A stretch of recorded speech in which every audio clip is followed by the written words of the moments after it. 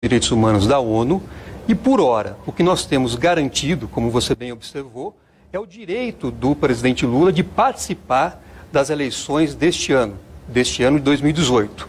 Então, a ONU, numa decisão histórica, por meio do seu Comitê de Direitos Humanos, acolheu um pedido que nós fizemos e determinou ao Brasil que não impeça a candidatura do ex-presidente Lula, até que exista uma decisão final, definitiva, em um processo justo. Doutor Zanin, essa é a posição de todos que defendem o Lula, é a sua função defender o Lula. E de todos que querem votar no Lula. Mas não é o que boa parte da imprensa brasileira defende. Chegando ao ponto de dizer que essa decisão da ONU é uma fake news, que na verdade não é da ONU, é de um comitê, na verdade de um subcomitê, que nem tem tanta importância e que de forma nenhuma o Brasil está obrigado a obedecer a essa determinação. O que dizer para quem argumenta dessa maneira? Olha, isso é um desconhecimento técnico, com todo respeito, porque o Brasil editou um decreto legislativo em 2009, reconhecendo a competência do Comitê de Direitos Humanos da ONU para analisar e julgar casos de violação a garantias fundamentais. Então, a partir do momento em que o Brasil reconheceu a competência daquele órgão, evidentemente se obrigou a cumprir as decisões que ele vem a proferir. No caso do ex-presidente Lula, foi o primeiro comunicado individual levado àquele órgão internacional. Então existe também um caráter inédito e talvez as pessoas não estejam até acostumadas em lidar com o sistema ONU aqui por conta de ser o primeiro comunicado. Mas um estudo técnico adequado permite afirmar com toda certeza que a decisão é obrigatória. Inclusive, o próprio Comitê de Direitos Humanos da ONU editou em 2008 algumas regras gerais orientando os países que se vincularam ao pacto e também ao protocolo facultativo, que dá a competência do comitê, que a decisão que venha a ser proferida, ela é obrigatória e o país, o Estado parte, tem que dar efetividade. Vão me ajudar essa conversa com o Dr. Zanin, a advogada Juliana Avanci, e também a cientista política Glenda Mesaroba, a quem eu peço faça a primeira pergunta para o Dr. Zanin. Dr. Zanin, eu gostaria de saber por que a defesa decidiu recorrer ao sistema ONU e não, por exemplo, ao sistema interamericano, a OEA? Olha, primeiro o momento. Quando nós levamos ao Comitê de Direitos Humanos o comunicado do ex-presidente Lula, é preciso lembrar que nós havíamos já apresentado em todas as instâncias do Poder Judiciário brasileiro as violações que estavam ocorrendo em relação ao ex-presidente Lula. Então nós mostramos a condução coercitiva absolutamente indevida, a interceptação dos seus ramais telefônicos, a divulgação de conversas telefônicas entre o presidente Lula, seus familiares, colaboradores e até conosco, advogados. Nós mostramos que o principal ramal do nosso escritório havia sido interceptado para monitorar e mapear a estratégia de defesa do ex-presidente Lula. Veja você que nós identificamos que havia um mapa da defesa. Então, quando a defesa programava uma ação, a Polícia Federal e o Estado já estavam cientes e provavelmente estavam se antecipando. Então, dentre outras ilegalidades, nós apresentamos todas elas ao Poder Judiciário, até que chegou ao Supremo Tribunal Federal, no âmbito de uma decisão, de um processo, aliás, que havia sido apresentado pela então presidente Dilma. E, naquele momento, o então ministro Teori Zavascki decidiu por acolher uma nulidade apenas e devolver ao juiz Sérgio Moro, que era quem nós indicávamos como autor das ilegalidades e das violações das garantias fundamentais, para que ele próprio pudesse analisar e julgar os seus atos. Então, nesse momento, nós constatamos que não havia possibilidade do presidente Lula receber aqui no Brasil um julgamento justo, imparcial e independente, que é uma garantia dada não só a Lula, mas a todo e qualquer cidadão brasileiro. Então passamos a analisar as cortes internacionais e verificamos que o Comitê de Direitos Humanos da ONU apresentava naquele momento algumas vantagens, primeiro, pela celeridade na análise dos pedidos e também pela forma com que recebe diretamente os comunicados individuais de pessoas que tenham as suas garantias fundamentais violadas. Por exemplo, a Corte Interamericana é um outro espaço que analisa violações a garantias fundamentais. Só que pelo sistema atual, aquele que teve as suas garantias violadas não pode fazer diretamente uma ação, vamos chamar assim. Precisa ir a um órgão, como se fosse o Ministério Público, apresentar a sua queixa e depois, dependendo da reação desse órgão, que a ação vai ou não ter andamento. Então, basicamente, foi uma questão de tempo de resposta que nós analisamos e também da possibilidade do próprio ex-presidente Lula fazer diretamente o comunicado. Antes que a doutora Juliana faça a pergunta dela, eu quero pontuar apenas isso. Independentemente de qualquer coisa, seja qual for a sua posição em casa, um escritório de advocacia teve o seu telefone, um dos seus ramais, ouvido de maneira ilegal pela justiça brasileira. Fôssemos um país mais sério, isso é motivo para mais do que uma indignação, para muito mais do que uma indignação. Porque eu me arrisco a dizer que a ditadura teria pruridos de ter feito isso no pior período que o Brasil passou. E nós estamos vivendo isso, dizem, numa democracia. Doutora Juliana. A partir do momento que o judiciário brasileiro ele assume uma narrativa que é imposta por uma pauta da Lava Jato, aparentemente o sistema internacional, o sistema global de proteção de direitos humanos, ele, para além da situação do Lula, ele deve ser preservado em razão de ser um acesso de qualquer cidadão a uma violação de direitos humanos. Como é que a gente pode verificar, então, essa manifestação recente do Itamaraty, onde ele coloca em questionamento a legitimidade ou a efetividade do pacto para o Estado brasileiro? Pois eu acho que, em primeiro lugar, eu acho que ninguém pode ser contra a Lava Jato ou o combate à corrupção. O que nós defendemos é que essa prática seja feita dentro do devido processo legal, observando as garantias fundamentais que toda pessoa tem assegurada, tanto pela Constituição como pelos tratados internacionais que o Brasil reconhece. É importante lembrar que os tratados da ONU contra a corrupção são utilizados pela Força-Tarefa da Lava Jato para acusar e também são utilizados pelos juízes da operação para condenar. Então, como pode a ONU servir de base para acusar, para condenar, mas não pode ter os seus tratados e as suas decisões observadas quando são favoráveis à defesa? Seriam então, 2 pesos e 2 medidas? É uma incongruência, porque a Convenção contra a Corrupção da ONU foi aprovada pelo Brasil em 2009, mesmo ano em que o Brasil aprovou também o protocolo facultativo que reconhece a competência do Comitê de Direitos Humanos da ONU.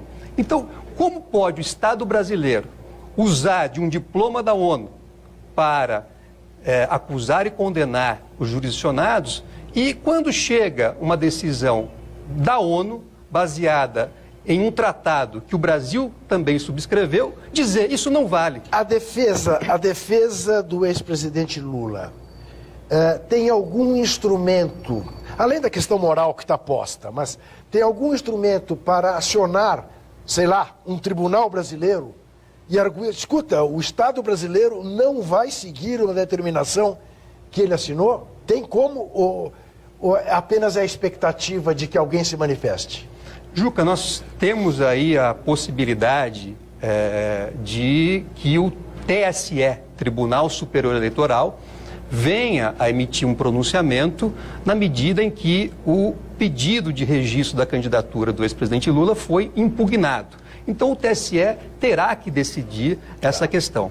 Então, nós esperamos que, ao decidir essa questão, o TSE use deste momento para dar cumprimento à decisão que foi proferida pelo Comitê de Direitos Humanos da ONU. Ou seja, não colocando qualquer impedimento para que o presidente Lula possa concorrer às eleições. Então, esse seria o momento da justiça brasileira se pronunciar. Apenas para deixar as coisas bem claras para quem está em casa.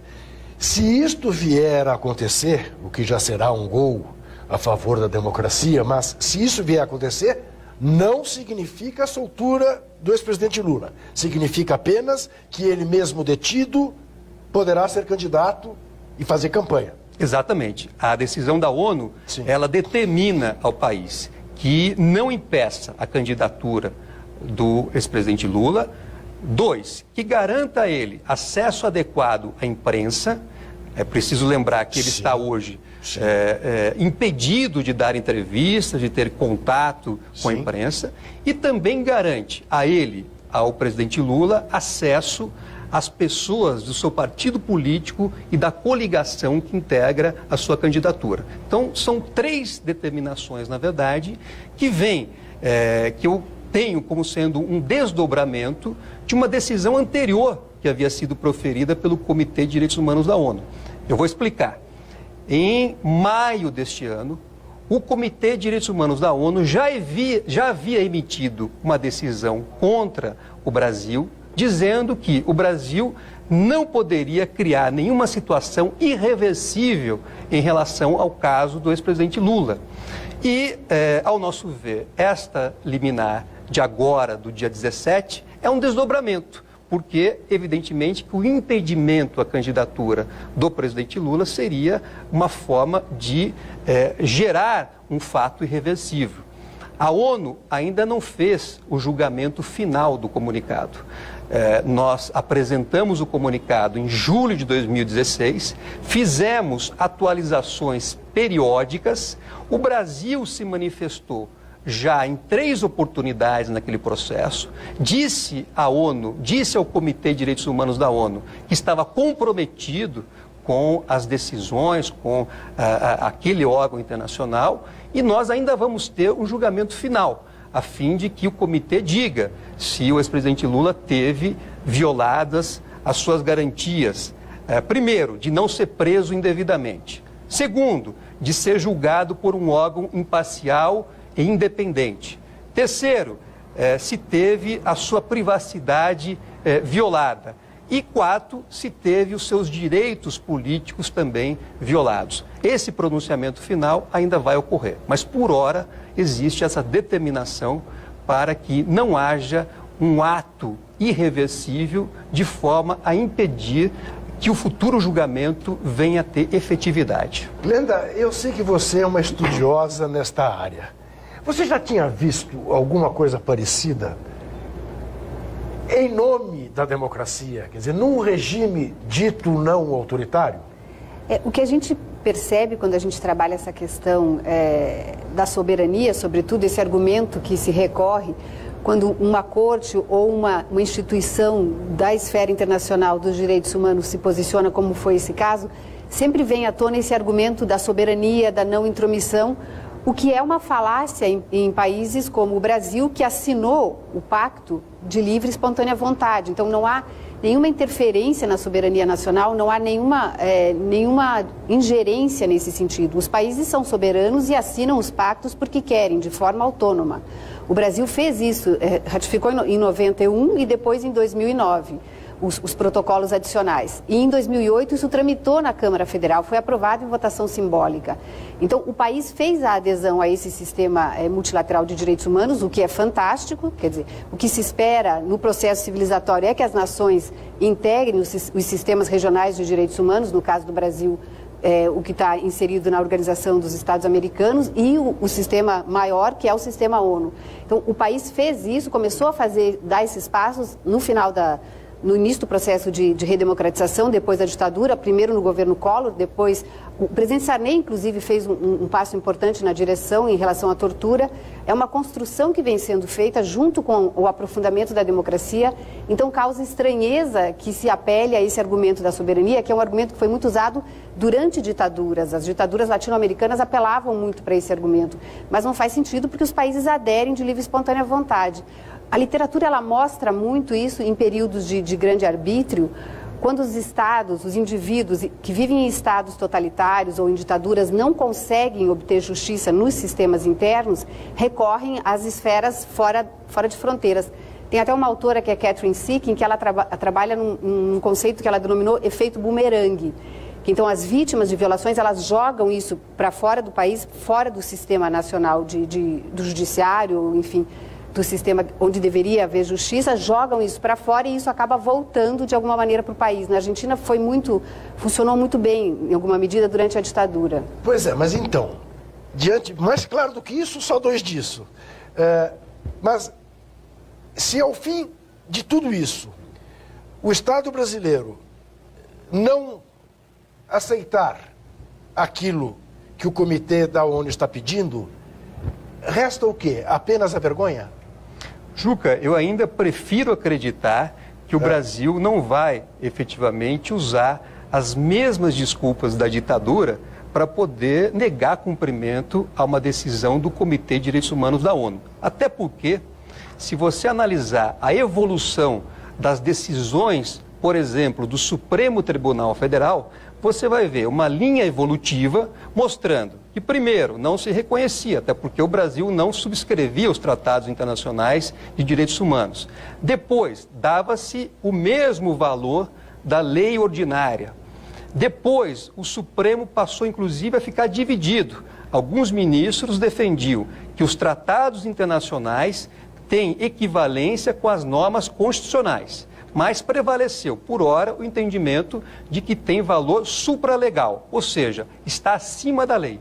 Então, diante de toda essa evolução, inclusive da jurisprudência, do conjunto de decisões do Supremo Tribunal Federal, é muito difícil você poder aceitar uma posição de simplesmente negar cumprimento a uma decisão de uma corte internacional reconhecida pelo país. Então, eu prefiro acreditar, pelo menos neste momento, de que o Brasil vai dar um sinal de que cumpre as regras internacionais, de que está efetivamente uma democracia e vai permitir que as decisões, ou essa decisão especificamente do comitê, venha a ser cumprida.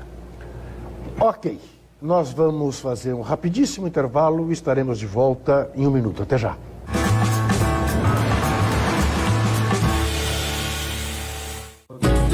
O Papo com Zé Trajano agora é um pouco mais cedo. 20 para as 7, antes do seu jornal. De segunda a...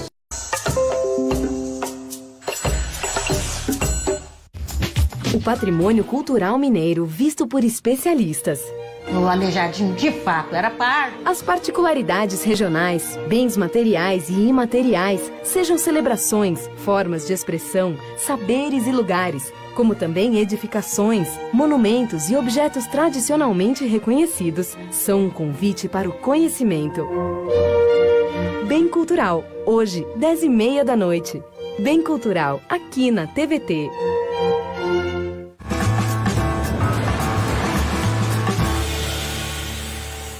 Estamos de volta aqui no Café do Sindicato dos Bancários, no centro de São Paulo, com o programa Entrevistas. E o nosso convidado de hoje é o advogado de defesa do ex-presidente Lula, Cristiano Zanin Martins. Doutor Zanin, eu vou fazer agora uma pergunta, que é uma curiosidade pessoalíssima minha, que eu costumo fazer aos médicos.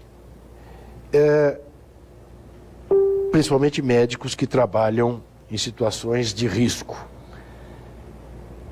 Eu sempre tenho dúvida de como é que você consegue conviver com o fato de saber que tem um cliente morrendo, que alguém está na UTI em estado desesperador e ter uma vida normal. Como é que é para um advogado conviver já há tanto tempo com esta situação? É uma coisa meio kafkiana, assim, meio surreal, não? Como é? Juca, é uma honra enorme poder defender o ex-presidente Lula por toda a sua história, sua projeção nacional, internacional. E isso, evidentemente, que aumenta a responsabilidade na sua defesa. Claro que, como advogado, nós temos o compromisso em promover a melhor defesa para qualquer cliente. Agora, no caso do presidente Lula, ele foi submetido a diversas violações das suas garantias fundamentais, teve violada a sua presunção à inocência. Mas você sofre, a minha pergunta é essa, quer dizer, pessoalmente, na hora que você vai num jantar, tomar uma taça de vinho, você pensa, vem à sua cabeça, assim, o coitado do Lula está lá em cana, não? Claro, Sim? claro, evidentemente que isso passa pela cabeça e até pela repercussão do assunto, você tem o assunto sendo debatido dentro de casa. Então eu tenho filhos que me perguntam, papai, quando o Lula vai sair da prisão? Então, claro, isso acaba tendo uma Você fez repercussão referência a quando interessa à imprensa. Você não avalia que a cobertura do episódio prisão do Lula seja uma cobertura imparcial por parte da imprensa brasileira? Juca, eu vou fazer a afirmação levando em conta dados técnicos. Inclusive, quando nós levamos o nosso comunicado ao Comitê de Direitos Humanos da ONU, nós mostramos que havia uma certa associação entre ações de agentes do Estado brasileiro com uma certa parte da imprensa. E como que nós mostramos isso? Mostramos com um estudo técnico que mostrava quantas horas de exposição negativa foi dada ao ex-presidente Lula e quantas horas foi dada a ele de exposição positiva. E os números são absolutamente desiguais, mostram que a imprensa, ou pelo menos setores da imprensa, participaram desse processo de violação à sua garantia da presunção de inocência. Desde o primeiro momento, setores da imprensa colocavam o presidente Lula como culpado e não asseguraram a ele a presunção de inocência. Isso aconteceu lá no início do processo, veio ocorrendo ao longo do processo e mesmo hoje nós vemos, por exemplo, alguns setores de imprensa ignorando a decisão que foi proferida pelo Comitê de Direitos Humanos da ONU. O que significa isso, se não uma cobertura, digamos assim, não isonômica ou até mesmo, às vezes, tendenciosa? Doutora Juliana. Eu acho que pouco tem se dimensionado sobre os riscos desse tipo de condução de um processo penal. Esses princípios, o da presunção da inocência e até de um processo justo, o processo penal acusatório, não inquisitório, né, onde o juiz não assume o papel da acusação, essa falta de dimensionamento hoje na sociedade também pode conduzir à legitimação de governos autoritários. Então, como dimensionar isso a longo prazo dentro de uma sociedade que aparentemente caminha para uma abordagem conservadora da política? E assim, para reduzir a essa interessante questão apresentada pela doutora Juliana Zanin, o Brasil será que terá de alguma maneira a recorrer à anistia internacional de novo, como fez no período da ditadura? Eu penso que hoje nós vivemos graves violações a garantias fundamentais. O caso do presidente Lula é um caso que tem uma projeção muito grande, mas no dia a dia, inclusive nós, como advogados, vemos diversas situações de violação que não são corrigidas pelo Poder Judiciário. Muitas vezes o Judiciário acaba sendo um agente que corrobora ou às vezes até dá margem à violação a garantias fundamentais. Evidentemente que nós não estamos aqui fazendo uma crítica genérica ao Poder Judiciário ou ao Ministério Público, mas eu acho que essas instituições deveriam olhar com maior cautela a necessidade de observância das garantias fundamentais, porque são garantias, inclusive, que têm caráter universal. Não adianta o Brasil querer dar uma interpretação própria a direitos humanos, a garantias fundamentais, porque essa interpretação é universal. E isso nós devemos, sim, incorporar aqui no nosso ambiente de trabalho, no nosso... o Poder Judiciário deve levar isso em consideração, não de forma retórica, porque nós vemos muitos discursos, muitas decisões fazerem referência à necessidade de observância dos direitos humanos.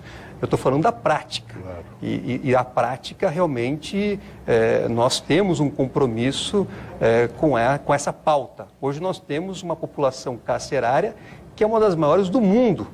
E, no entanto, nós temos uma discussão pendente sobre o assunto, que está diretamente relacionada com o assunto, que são aquelas ações diretas de constitucionalidade que tratam da extensão da garantia da presunção de inocência, que não foram colocadas em pauta, que não foram ainda julgadas pelo Supremo Tribunal Federal. Essa decisão do Comitê de Direitos Humanos atendeu às expectativas da defesa? Era isso que a defesa esperava? E esse tempo decorrido, desde o ingresso da solicitação até agora, foram quase 2 anos. Foi um tempo razoável? Bom, foi um tempo em que nós pudemos não só mostrar as violações que haviam ocorrido até julho de 2016, mas pudemos também fazer atualizações ao comitê. Nós, à medida em que o processo foi caminhando, que novas violações foram ocorrendo, nós levamos e documentamos tudo isso ao Comitê de Direitos Humanos da ONU.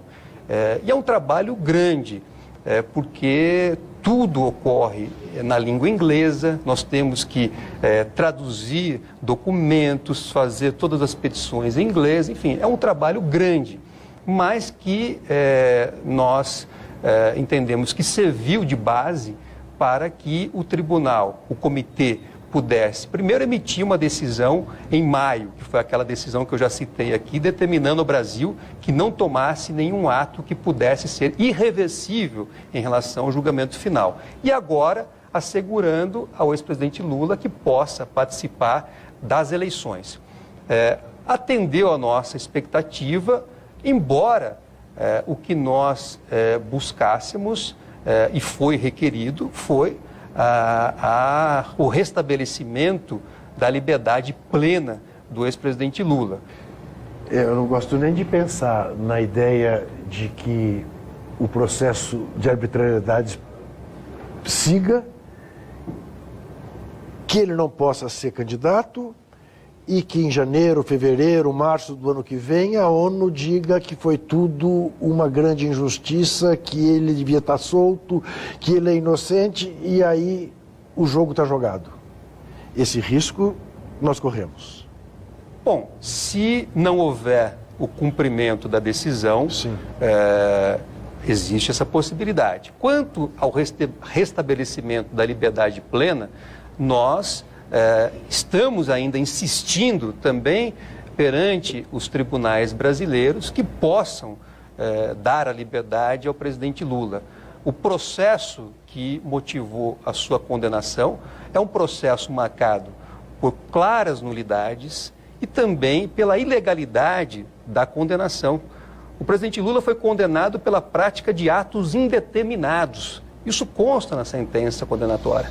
Quer dizer, como é que pode alguém ser condenado pela prática de atos indeterminados? Você não sabe nem qual foi o ato que motivou a acusação, mas a condenação vem. Tenho minhas convicções, né, doutor Zanin? O senhor há de acreditar que eu tenho minhas convicções e indícios, então, por que não? Pois convicções pessoais ou de outra natureza jamais podem levar doutor Zanin, à condenação. Esteve aqui faz 2 semanas, tanto, o doutor Casagrande, que é quem defende o presidente Lula na justiça eleitoral. E ele nos disse que, sem medo de errar, 90% dos especialistas em direito eleitoral no Brasil estão de acordo que o que está em curso em relação ao ex-presidente Lula é uma barbaridade. Está passando por cima de tudo que já aconteceu na legislação eleitoral brasileira. Na sua área, criminalistas, a proporção é essa ou é mais dividido? Eu penso que atualmente já existe uma percepção mais clara de que esses processos da Operação Lava Jato, incluindo o processo do presidente Lula, contém inúmeras violações a garantias fundamentais, à legalidade, dentre outras coisas. Mas nem sempre foi assim. Nós vivemos, efetivamente, um período em que a Operação Lava Jato fez uma verdadeira campanha contra o ex-presidente Lula, campanha, inclusive, com a participação midiática dos procuradores. Nós nunca vamos nos esquecer do famoso PowerPoint, que é algo que chocou a comunidade jurídica internacional. Uma pessoa sendo acusada em rede nacional de televisão e tratado como se culpado fosse quando sequer existia um processo. Então, hoje, fazendo uma retrospectiva, nós conseguimos, acho que claramente, identificar os excessos havidos e a comunidade jurídica começa a se manifestar. Nós tivemos já lançamento de livros tratando dessas ilegalidades, diversos juristas já se manifestaram e, aos poucos, eu acredito que essa percepção só vai aumentar. Doutora Juliana.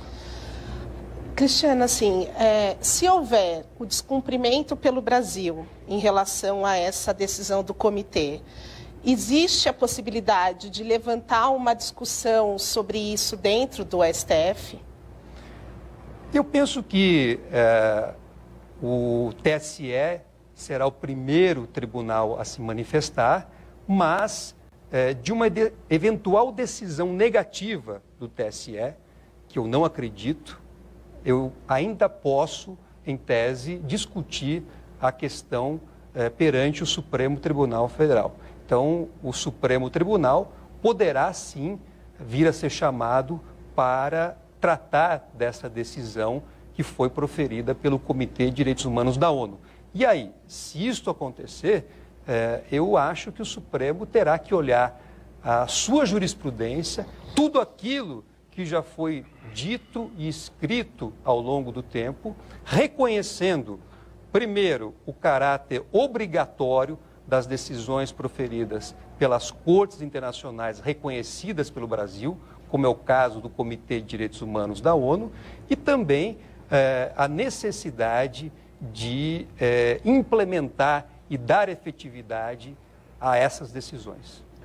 Nós vamos fazer mais um breve intervalo e voltaremos em seguida. Até já.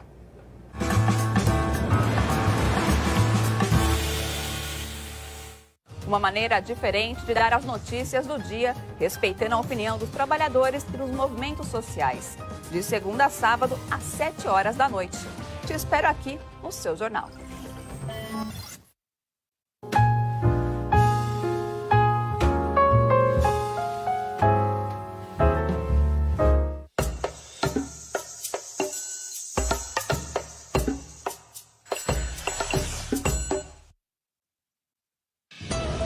Sonhos de um pajé, a paixão por motos e o combate à homofobia. O que têm em comum? São todas as grandes histórias contadas pelo programa Caminhos da Reportagem. Acompanhe essa viagem pelo Brasil e pelo mundo. Caminhos da Reportagem, quarta às 9 da noite, aqui na TVT.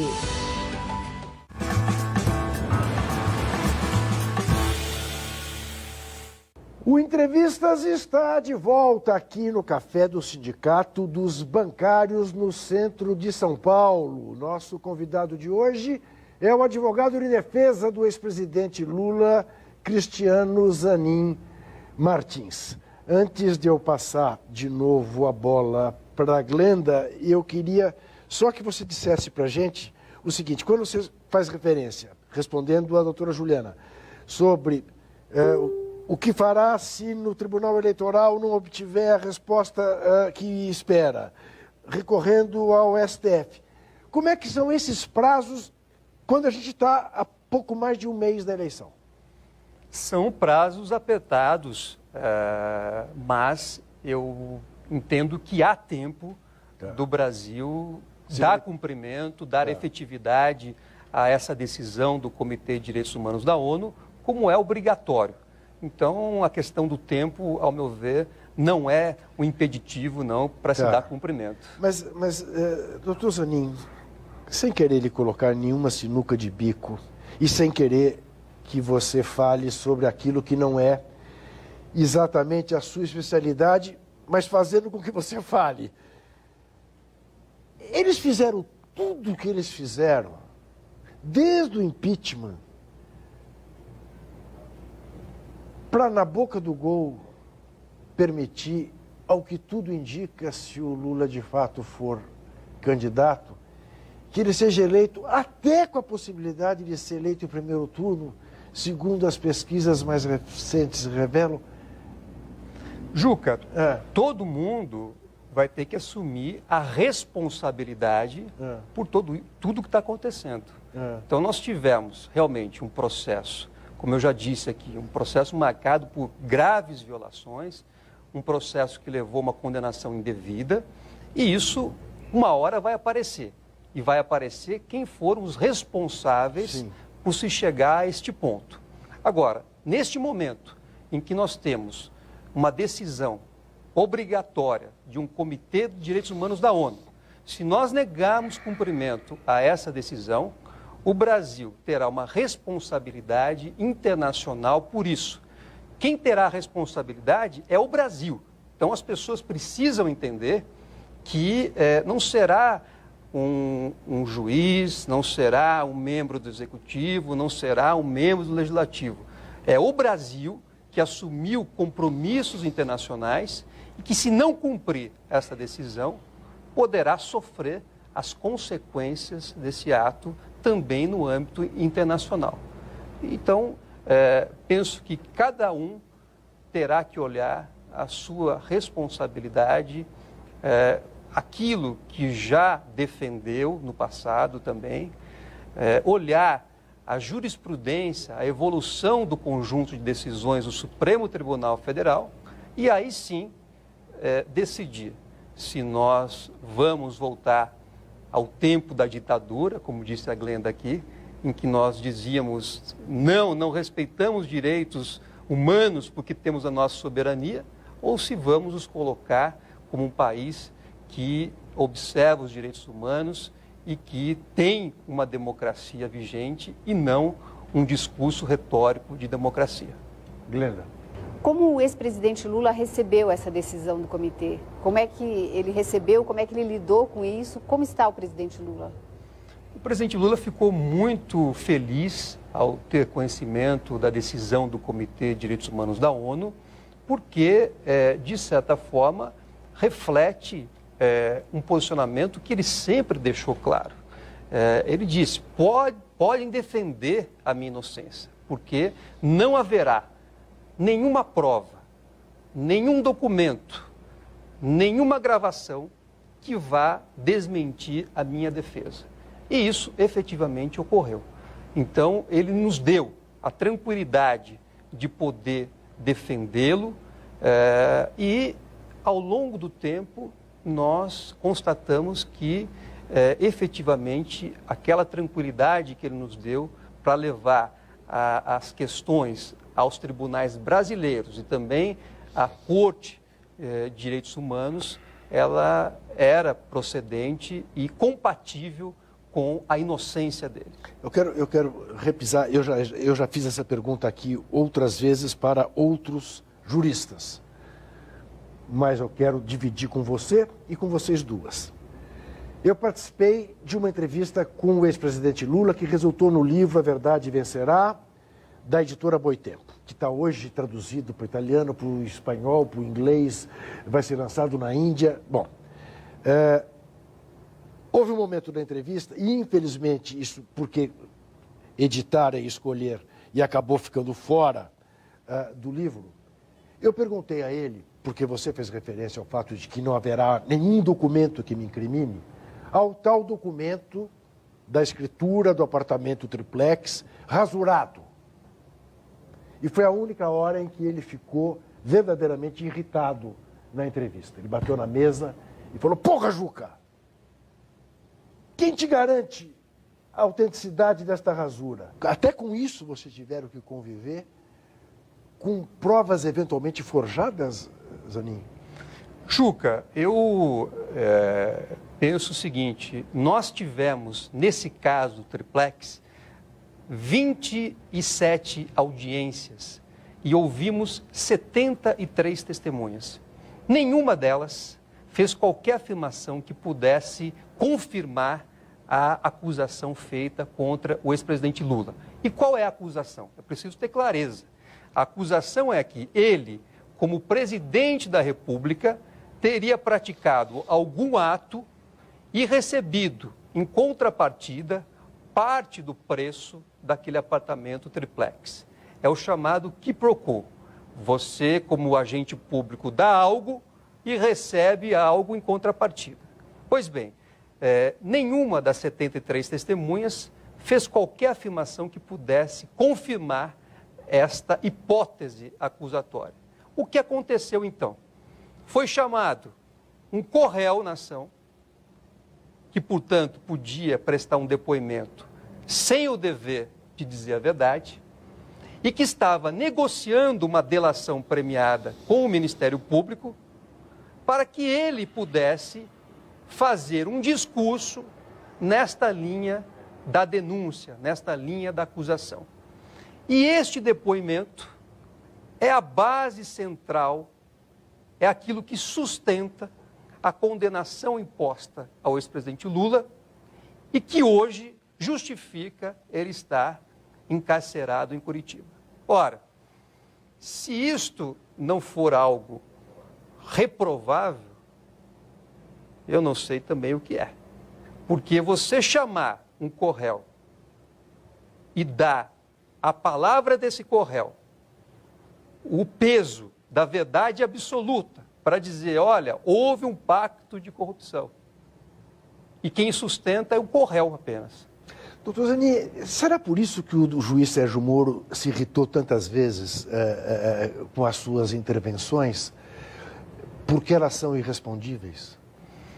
Juca, eu tenho a consciência tranquila de que exerci o papel de advogado sem medo de ser contramajoritário, porque o advogado também não deve ter medo de ser contramajoritário, e coloquei as questões que estavam sendo desprezadas, assuntos que o juiz deveria observar de acordo com a lei e com a jurisprudência e com a Constituição, sobretudo, que não estavam sendo seguidos. Então, eu penso que o incômodo também, muitas vezes, decorre dessa situação de você poder escancarar, muitas vezes, uma situação que não observa o devido processo legal. Juliana. E pensando nessa questão das provas, né, também aquele acender das luzes sobre o próprio estado do apartamento também levantou algumas dúvidas sobre aquelas afirmações que constavam no processo, né, enfim, do que seria o benefício em relação ao imóvel.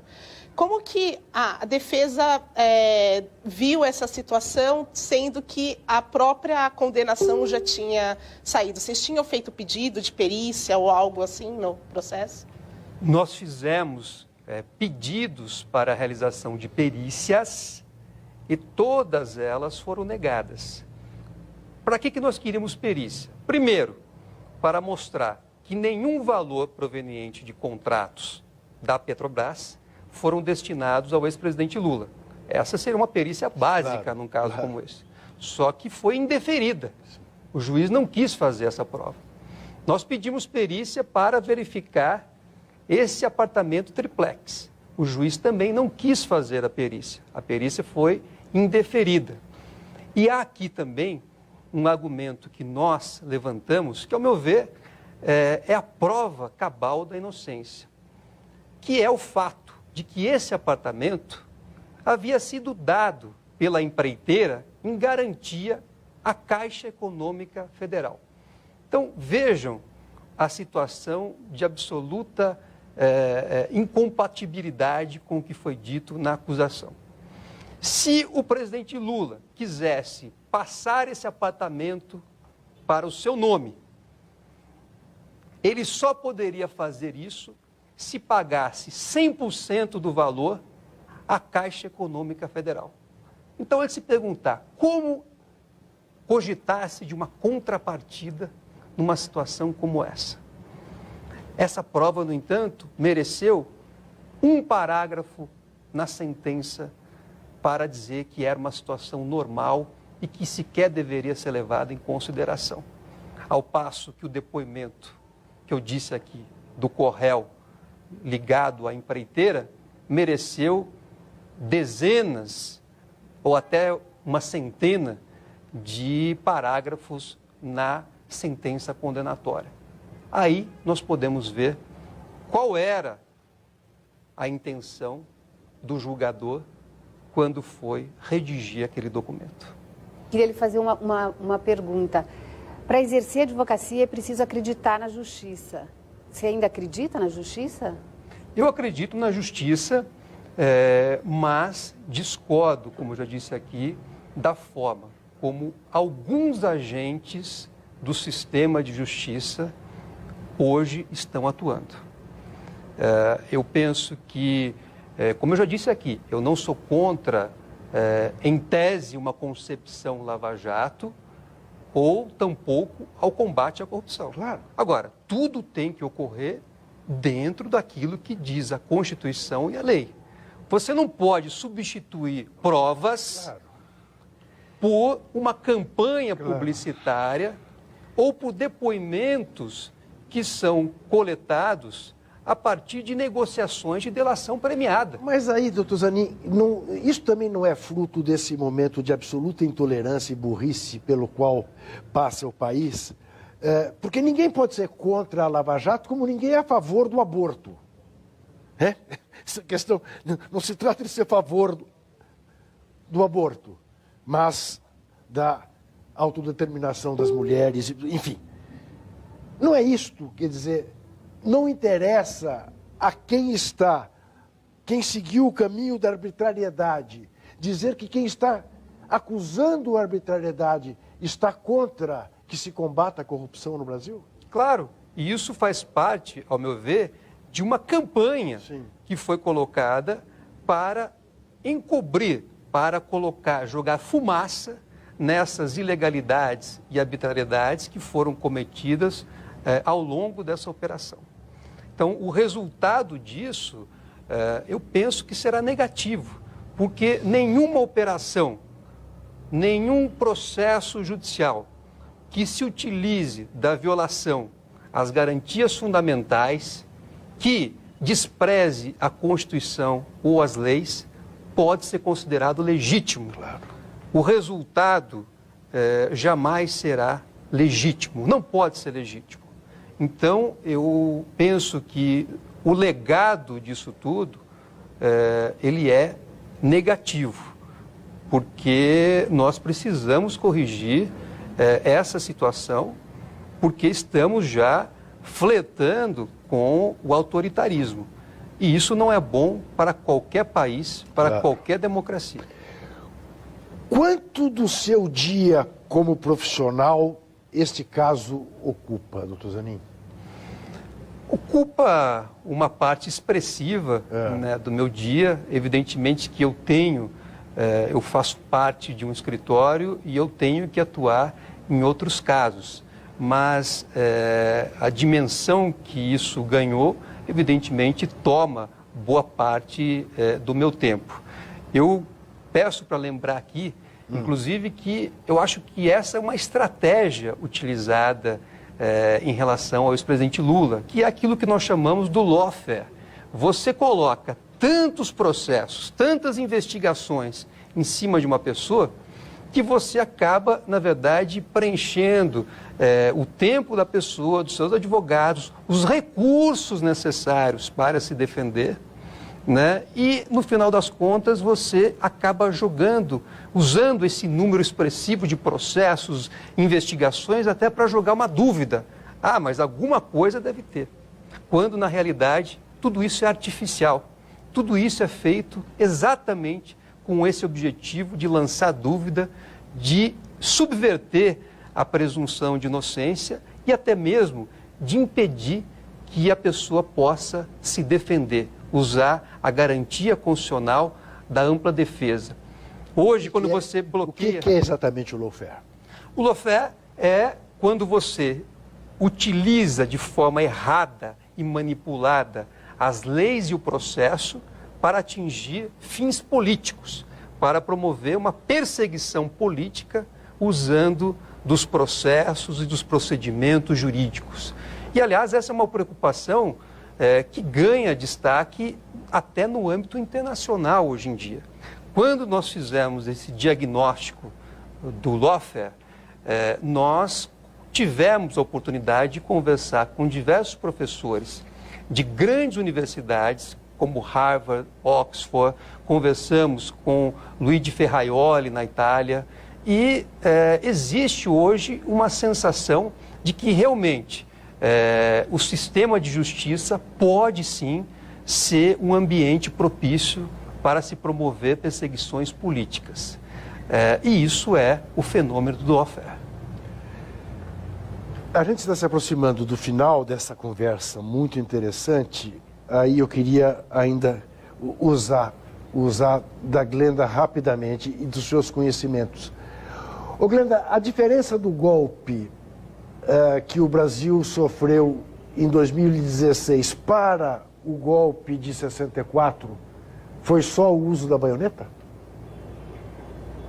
Sim, o golpe de 1964 foi um golpe militar, com apoio de civis, mas foi um golpe militar. Eu quero crer que é uma diferença muito grande. No caso do impeachment da presidenta Dilma, na minha interpretação como cientista política, foi um golpe parlamentar, mas não dá para comparar com o golpe de 64, inclusive pela violência daquele período e que se seguiu depois, né? Quer dizer, há uma distinção. Em alguma medida, as instituições seguem funcionando relativamente bem. O que é difícil entender e se mover nessa situação, me parece, sobretudo, esse aspecto desse processo especificamente, de alguns processos no judiciário, que, como você mencionou, beiram um enredo de Kafka, né? Quer dizer, é muito complexo conseguir entender isso, um cidadão comum, por exemplo, conseguir entender por que se dá isso, o que é isso, onde é que vai parar isso, né? Sem dúvida nenhuma, é para isso que existem as instituições, né? O que o cidadão tem que sempre acreditar e tem que sempre poder ter acesso é exatamente às instituições que fazem justiça, ao Ministério Público, para que quando há um momento de arbítrio, uma interrupção na legalidade, possa recorrer a essas instituições. Então, é muito assustador quando a gente ouve o seu relato, pensar que talvez o cidadão comum talvez não tenha nesse momento todas as garantias de que o sistema funcione de uma maneira harmônica como deve funcionar numa democracia. É assustador. E também, se a gente pensar, por exemplo, casos que estão completamente sem apuração, como o caso do assassinato da Marielle e do motorista que estava com ela.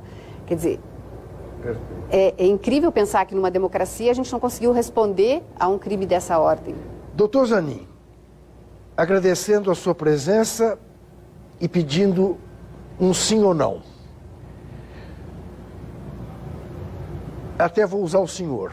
O senhor tem consciência de que o senhor vai entrar para a história muito mais como Sobral Pinto entrou para a história do Brasil do que como o Gami Silva entrou para a história do Brasil? Não fiz essa reflexão, Juca. E prefiro, na verdade, não fazer, porque o meu objetivo aqui e o objetivo de uma equipe que trabalha, né, porque não sou apenas eu Perfeito, mas sozinho. O senhor simboliza essa equipe. eu prefiro não fazer essa reflexão. Pois essa reflexão eu fiz e mantenho. Quero agradecer a doutora Juliana, quero agradecer a doutora Glenda, quero agradecer a sua presença, lembrar a vocês todos que o nosso programa pode ser visto no Facebook e no YouTube, que na terça-feira que vem estaremos de volta neste mesmo canal, nesta mesma hora, e que desesperar jamais.